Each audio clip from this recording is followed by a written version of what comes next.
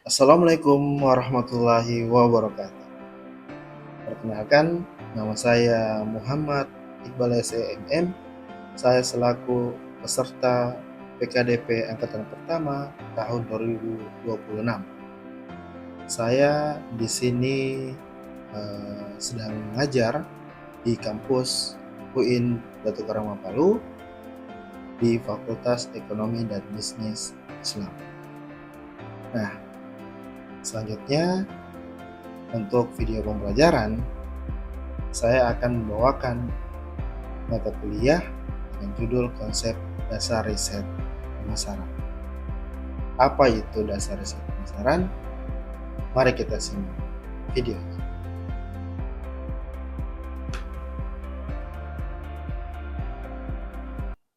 Baik, alhamdulillah hari ini sangat sehat dalam pembelajaran.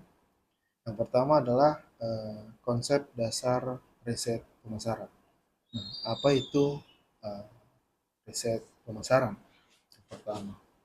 Nah, menurut Philip Kotler, riset pemasaran adalah proses sistematis dalam mengidentifikasi, mengumpulkan, menganalisis, dan menyajikan informasi yang digunakan untuk membantu pengembalian keputusan pemasaran atau pengambilan keputusan pemasaran.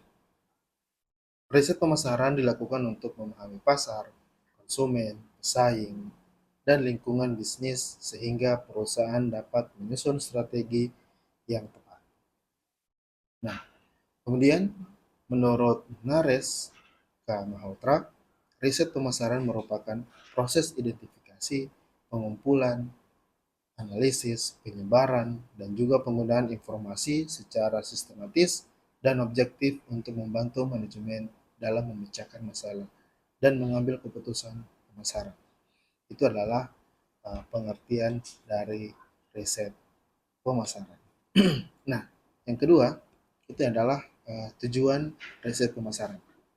Nah, adapun tujuan dari riset pemasaran ini adalah memperoleh informasi yang akurat sebagai dasar pengambilan keputusan pemasaran secara rinci, dan juga tujuan riset pemasaran ini meliputi yang pertama. Yang pertama adalah mengidentifikasi kebutuhan dan juga keinginan konsumen. Yang kedua adalah mengetahui peluang dan juga potensi pasar. Yang ketiga adalah mengurangi risiko dalam pengambilan keputusan dalam suatu bisnis. Yang keempat adalah menilai efektivitas strategi pemasaran yang telah diterapkan dalam bisnis. Nah, yang kelima adalah mengembangkan produk atau jasa yang sesuai dengan kebutuhan pasar atau sesuai kebutuhan pasar apa yang diinginkan. Nah, yang keenam adalah mengukur kepuasan dan juga loyalitas pelanggan. Yang ketujuh adalah mengetahui posisi perusahaan dibandingkan pesaing. Nah, ini adalah tujuan dari riset pemasaran. Jadi ada 7 riset pemasaran yang harus kita pelajari. Nah, baik. Kemudian adalah ada manfaat dari riset pemasaran. Nah, manfaat dari riset pemasaran ini adalah bagaimana kita memperoleh informasi yang akurat sebagai dasar pengambilan keputusan pemasaran. Nah, secara rinci, tujuan pemasaran juga ini ada meliputi 3. Yang pertama itu adalah bagi perusahaan ini adalah menjadi dasar penyusunan strategi pemasaran. Yang kedua adalah mengurangi kemungkinan kegagalan produk. Yang ketiga adalah membantu menentukan segmentasi pasar yang tepat. Yang keempat, ini meningkatkan daya saing perusahaan. Nah, manfaat bagi konsumen ini adalah memanfaatkan atau mendapatkan produk yang sesuai dengan kebutuhan, kemudian memperoleh pelayanan yang lebih baik, dan yang ketiga adalah mendapatkan produk yang halal dan juga berkualitas. Nah, yang terakhir adalah bagi masyarakat, manfaat bagi masyarakat adalah mendorong terciptanya praktik bisnis yang jujur dan juga adil. Jadi jujur dan juga adil ini adalah manfaat yang didapatkan dari masyarakat. Kemudian meningkatkan kesejahteraan melalui produk yang bermanfaat. Nah, ini adalah manfaat dari riset pemasaran. Jadi ada manfaat bagi perusahaan, manfaat bagi konsumen, dan juga manfaat untuk masyarakat. Nah, eh, selanjutnya adalah fungsi riset dalam memahami perilaku konsumen. Nah, perilaku konsumen merupakan tindakan individu ya, atau kelompok ya dalam mencari atau memilih atau membeli, menggunakan dan juga mengevaluasi produk atau jasa. Nah, riset pemasaran memiliki beberapa fungsi dalam memahami perilaku konsumen. Pertama, itu adalah mengidentifikasi kebutuhan konsumen. Nah, bagaimana caranya kita mengidentifikasi kebutuhan konsumen? Yaitu dengan riset. Nah, riset membantu perusahaan dalam mengetahui apa yang benar-benar dibutuhkan oleh konsumen. Nah, yang kedua adalah mengetahui preferensi dan juga selera konsumen. Nah, ini juga harus melalui riset, ya, riset dalam mengungkapkan faktor-faktor yang mempengaruhi pilihan konsumen. Nah, kemudian mengukur kepuasan pelanggan. Nah, untuk mengukur kepuasan pelanggan di sini harus melalui survei, survei langsung ke lapangan atau survei dan juga wawancara. Nah, wawancara untuk mengetahui dan juga mengukur kepuasan pelanggan. Nah, jadi suatu bisnis atau suatu perusahaan dapat mengetahui tingkat kepuasan pelanggan terhadap produk atau layanan yang disajikan. Nah, kemudian adalah memprediksi tren pasar. Nah, ini adalah riset juga. Riset juga untuk membantu tren pasar. Apa ya lagi yang mempengaruhi tren pasar yang ada di luar? Apakah mempengaruhi tren pasar yang di global, mempengaruhi tren pasar yang ada di nasional seperti di Indonesia. Nah, ini juga membantu perusahaan untuk memperkirakan perubahan perilaku konsumen di masa depan. Nah, kemudian adalah membantu pengambilan keputusan untuk pemasaran. Nah, data riset yang digunakan untuk menentukan strategi produk, harga, promosi, distribusi yang tepat. Nah, di sini adalah dari penentukan strategi produk, harga, promosi, dan distribusi ini harus tepat dalam pengambilan keputusan. Sehingga pengambilan keputusan yang digunakan untuk riset pemasaran ini tidak merugikan perusahaan. Seperti itu. Nah, yang terakhir ini adalah menentukan segmentasi pasar. Segmentasi pasar juga ini sangat penting dalam pemasaran, dalam strategi pemasaran.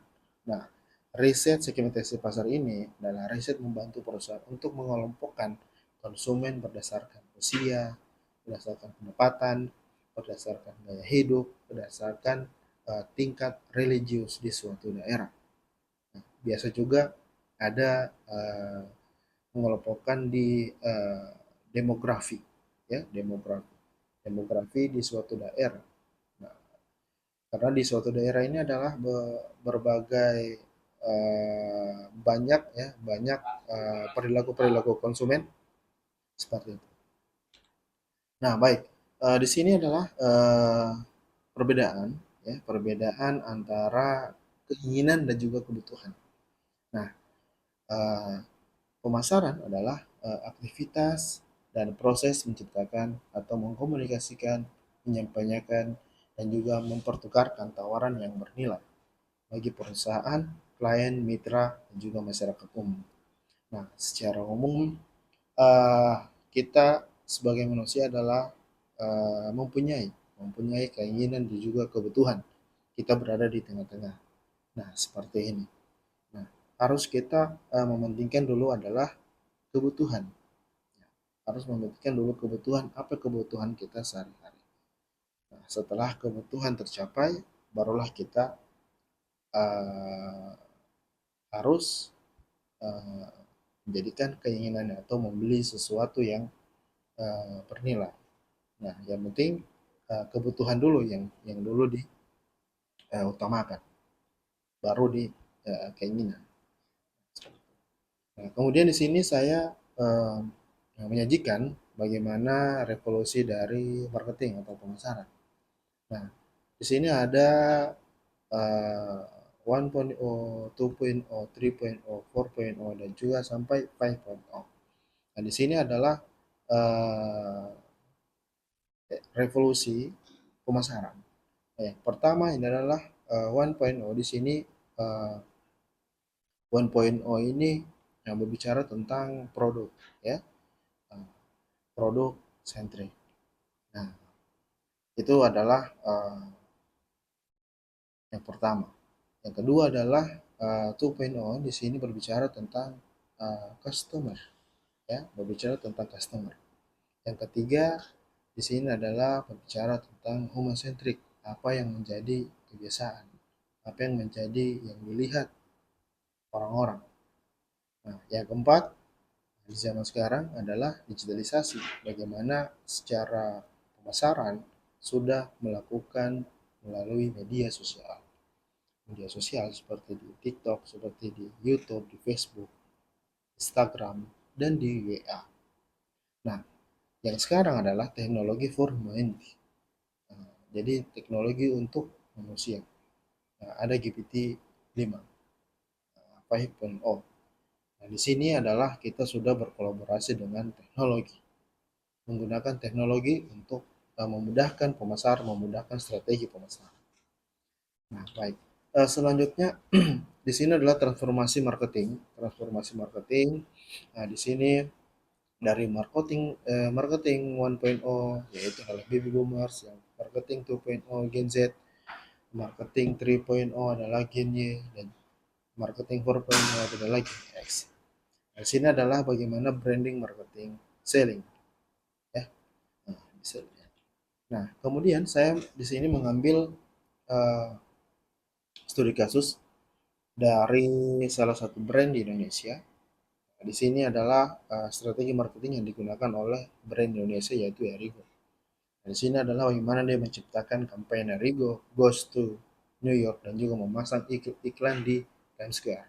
Ya, kita lihat Times Square adalah sangat pusat, ya, pusat bisnis, kemudian pusat fashion yang ada di New York. Nah, di sana mereka memakai kampanye itu sehingga bukan hanya Indonesia yang lihat, tetapi dunia saja yang lihat. Nah, yang kemudian menggunakan KOL terkenal dari Indonesia. Ini adalah berkolaborasi dengan New York Fashion Week untuk mempromosikan desain aparel Erigo, yaitu produk dari Indonesia. Nah, disinilah saya memakai studi kasus ini, bagaimana strategi mereka yang sangat kuat di dunia fashion. Nah, jadi untuk melakukan planning dan juga strategi pemasaran, harus dilakukan yang pertama adalah siapa membuat marketing plan. Ya, membuat marketing plan yang pertama adalah siapa target customer. Nah, ini harus dikelompokkan. Yang kedua adalah bagaimana cara menjangkau customer. Dan yang ketiga adalah bagaimana strategi, action plan, dan juga managing. Nah, kemudian, nah di sini adalah marketing channel. Nah, di sini harus dibedakan. Nah, di sini ada outbound dan juga inbound. Nah, yang harus dipersiapkan dalam pemasaran, yang harus disiapkan untuk marketing adalah secara proaktif untuk menjaga konsumen, membuat mereka membeli suatu produk, yaitu di outbound. Yang di outbound di sini bisa menggunakan billboard di jalan, ya, di suatu kota dan sebagainya. Nah, bisa juga menggunakan direct email, ya. Yang pertama direct email, kemudian membuat billboard di jalan, kemudian beriklan di TV, dan juga magazine ads atau berlangganan di ads. Nah, yang outbound yang harus proaktif, ya, untuk menjaga seluruh konsumen. Yang kedua adalah inbound. Ini lebih pasif, berpusat pada pembuatan dan juga distribusi konten yang menarik, menyenangkan, juga edukatif bagi pembeli. Nah, di sini merupakan strategi khusus lagi. Nah, karena harus memiliki seluruh sosial media post, kemudian harus memiliki blog, kemudian live di sosial media. Agar kenapa? Agar orang-orang bisa dapat melihat produk yang akan dijual. Kemudian report. Nah, ini adalah marketing channel yang harus dilakukan seorang marketer.